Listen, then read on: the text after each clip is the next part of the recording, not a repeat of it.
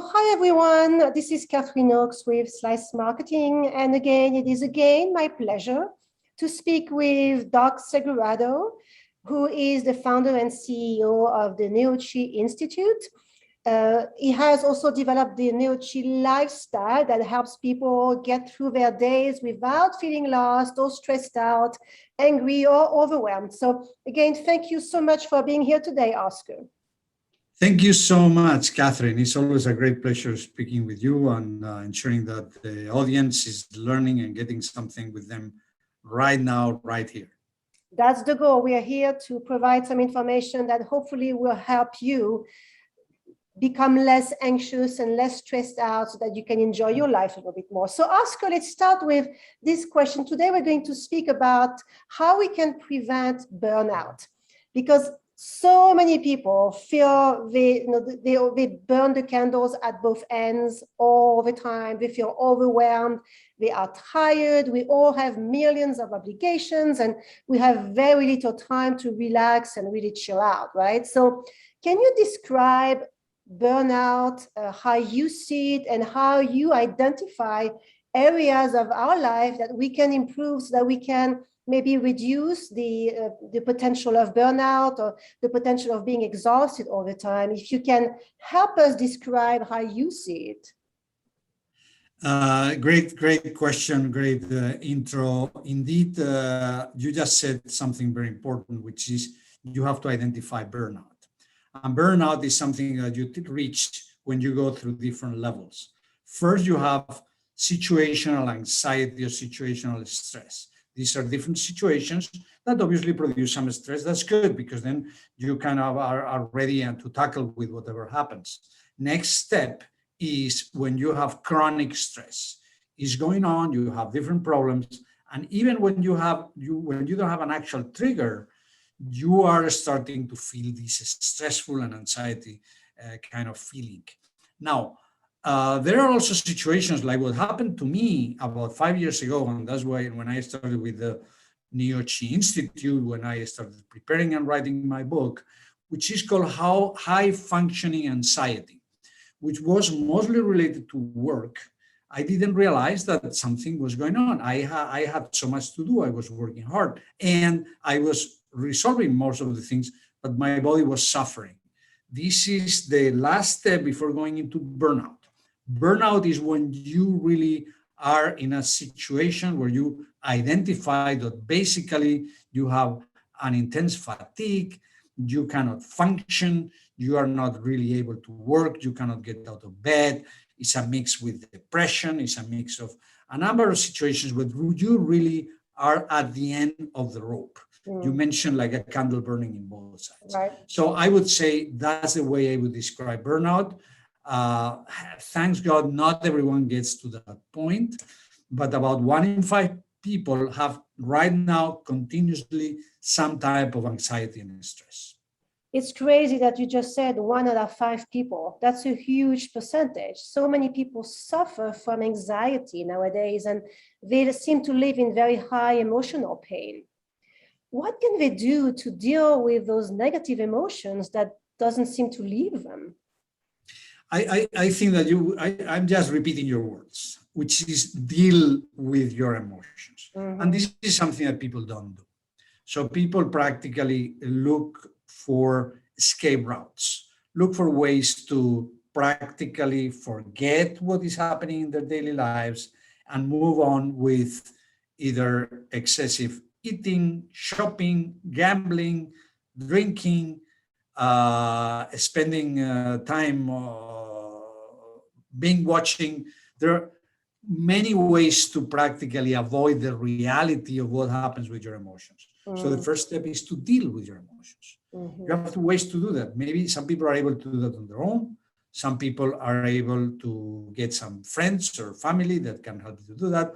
Or there are also some therapists that can potentially help you do that. So you need help potentially. So you need to be able to do that. I provide a kind of a step-by-step roadmap on how to do that in my book, Mindful Framing, free download in Amazon since last year because of the pandemic, and with lots of ideas and suggestions in the neochi.org website, which includes a number of blogs. One of them is specifically talking about burnout, that is from June 2020. Yes, I mean, you just mentioned something that is critical, is that you have to become educated about what you can do and not stay isolated and try that you're going to be able to take care of everything on your own. And that's what a lot of people do. And this is why they're struggling so much. The isolation is very dangerous. So you just mentioned your books. That's a great segue to my next question, because in your book, Mindful Framing, you also talk about how important it is to embrace what you call lifelong learning. Can you explain why this is so important? So I read a book about maybe 30 years ago called The 7 Habits of Highly Effective People. But for me, that's like a Bible. It's from Steve Covey. Yeah. And the 7th habit is called Sharpen the Saw, which means that, and he gives an example of people, 2 groups of people trying to cut a tree, and one of these groups is just cutting and cutting and cutting and practically not making much progress. The other group is sharpening the saw. They're working on the actual saw that is going to cut the tree, and they do that in almost a fraction of the time that the other group. So what that means to me is that you really need to spend the entire life doing things that are going to improve the way you do a number of things. And in my book, in the neochi.org, I talk about interacting with nature, which is good for your mind, interacting with people, connecting with people, which is good, which is the emotional part of our lives. And finally, focusing on our well-being, on our body, as if you were the master, the mayor of a city with millions and millions of citizens that indeed are cells that are extraordinarily sensitive to everything you do. Mm-hmm. So that's why I call my lifestyle NEO, Neo-Chi lifestyle, bringing Chi, which is energy, from nature, emotions, and organism. That makes a lot of sense. These are all notions that we have to stay aware of so that we know how to act on them, which helps us improve our lives and our well-being in general. So there's another component, Oscar, that you always talk about that is so critical to our overall health, and that component is sleep. Right? A lot of people seem to struggle with getting a good night's sleep. They wake up tired, they wake up depressed, they haven't had enough restful sleep to feel energized and ready for their day. So what happens if someone doesn't get enough sleep, and what can they do about it? You speak about this a lot, not only in your book, but on your website. Yeah, so I have also specific blogs dedicated to that. I think that sleep should be at the core of our day. Mm-hmm. Believe it or not, because we usually think, okay, I have 100 things to do, but we have to make sure that these 7 hours, which is my target, and I think it should be the target of everyone, could be 6, could be 8, but around that, you have to work with 3 components. First one is what happened during the entire day before you go to sleep. That's absolutely critical. Starting with the morning, everything that you do during the day, and ensuring that in the last minutes, or hours before going to sleep, you reduce drinking, even water, and you reduce any type of excessive stimulation, which could be from a movie, the ones that I like, action movies or things like that. That's component number 1.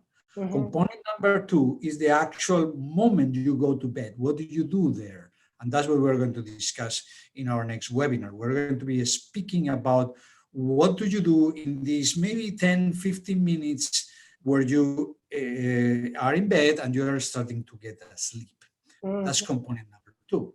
And component number 3 is if you are able to maintain your sleep for these 7 hours. It's possible that you wake up, especially if you have a busy day or if you have some concerns, that you're waking in the middle of the night and then you're not able to get to sleep again. So that's the third component. You need to learn how to deal with that moment, because at the end of the day, majority of us have 7 hours, 8 hours where you're supposed to go to bed and then wake up. If you spend 2 hours or 3 hours awake in the middle of the night, you're going to lose 2 or 3 hours that probably you cannot bring back. So these are the 3 areas that we're going to be discussing about. But again, extremely important to deal with sleep. Right, and that is so critical to know, but also to be aware that we are creatures of habits.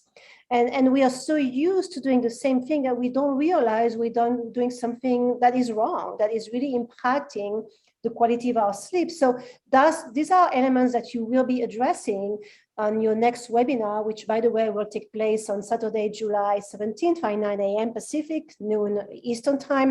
And you're going to give people some tips on what they can change to modify their habits and get used to developing that lifestyle that is going to help them sleep better through the night and wake up energized.